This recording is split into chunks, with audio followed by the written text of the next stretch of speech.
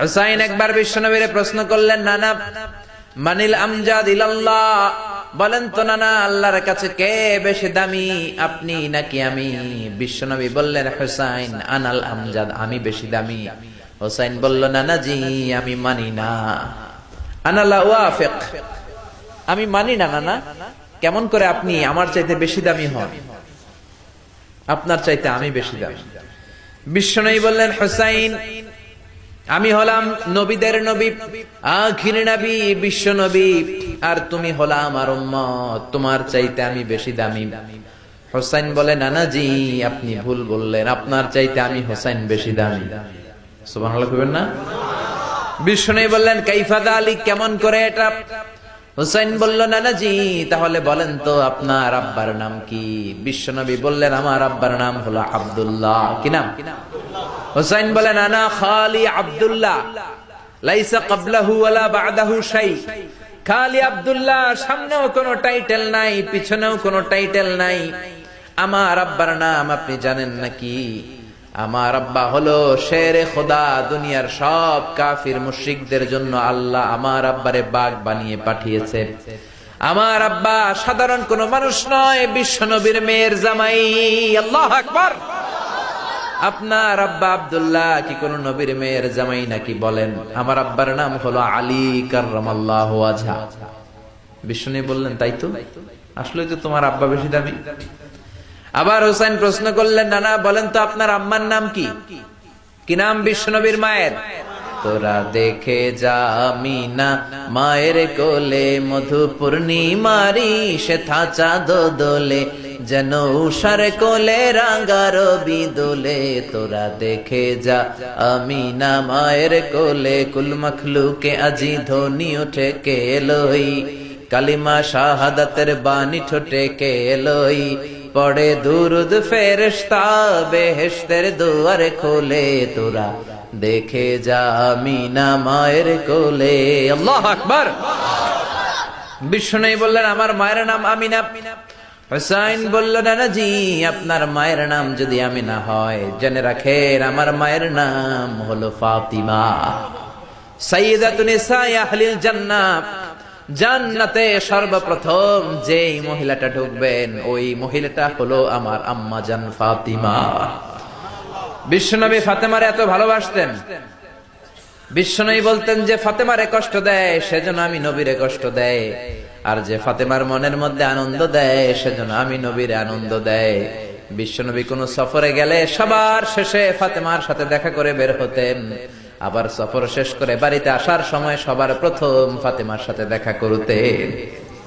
ও নানা বলেন তো তাহলে কে দামি, আপনার আম্মা আমেনা নাকি আমার মা ফাতিমা?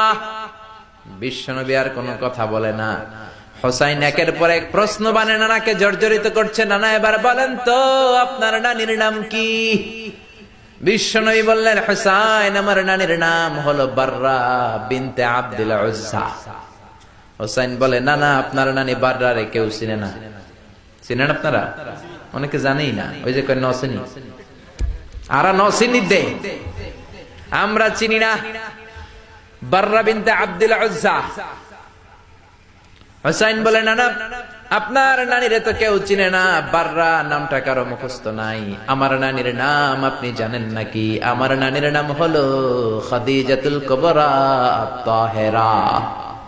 একটা মহিলাকে আরশের উপর থেকে আল্লাহ সালাম জানিয়েছেন, ওই মহিলাটাই আমার নানি খাদিজা।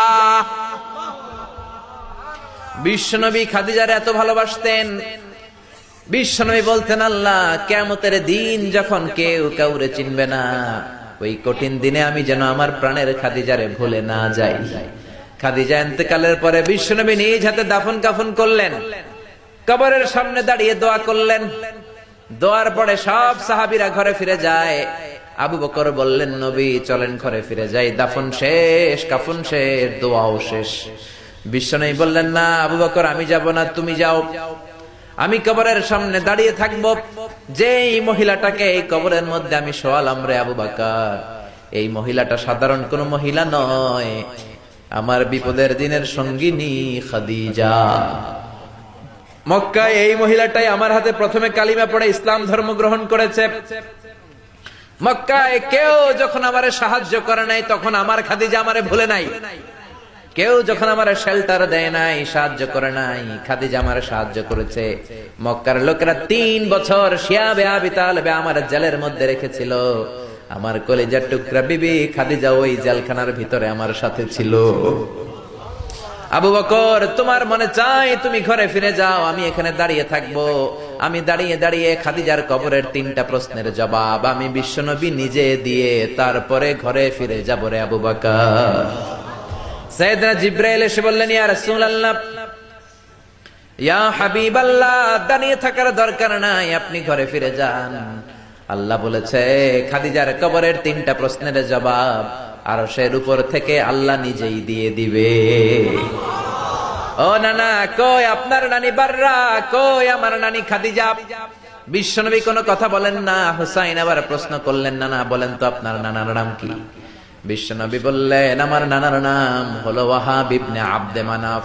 হুসাইন বলে, নানা আপনার নানা ওয়াহাব রে কে চিনে? কেউ চিনে না আপনার নানারে। আর আমার নানারে চিনে না এমন কোন মানুষ পৃথিবীতে নাই, ঠিক না? আমার নানার উপরে দুরূদ পড়ে না এমন কোন মানুষ পৃথিবীতে নাই। আমার নানার প্রশংসায় পঞ্চমুখ নয় এমন কোন মানুষ পৃথিবীতে নাই। আমার নানারে মাছে চিনে, গাছে চিনে, জিনেরা চিনে, ফেরেশতারা চিনে, পাখিরাও চিনে, ঠিক কিনা? আমার নানা হাউজে কাউসারের মালিক, আমার নানা শাফাতের মালিক। আমার নানা শুধু মানুষের নবী নয়, জিনদের নবী নয়, ফেরেশতাদের নবী নয়, আমার নানা সব নবীদের নবী, ঠিক কিনা? আমার নানার নাম হলো, পড়েন, মুহাম্মাদুর রাসূলুল্লাহ সাল্লাল্লাহু আলাইহি ওয়াসাল্লাম। এই হলো আমার নানা। এবার বলেন কে দামি? বিশ্বনবী আর ধৈর্য ধারণ করতে পারেন না, ধা ধা করে চোখের পানিগুলো ছেড়ে হোসেনকে বুকের মধ্যে জড়িয়ে ধরেন আর বলেন, হোসাইন তুমি ঠিকই বলেছো, আজকের তর্ক বিতর্কে আমি নবী হেরে গেলাম, তুমি জিতে গেলা। আসলে আমি নবীর চাইতে তোমার দাম আল্লাহর কাছে কোটি কোটি গুণ বেশি। সুবহানাল্লাহ। আরো জোরে পড়েন, আল্লাহু আকবার।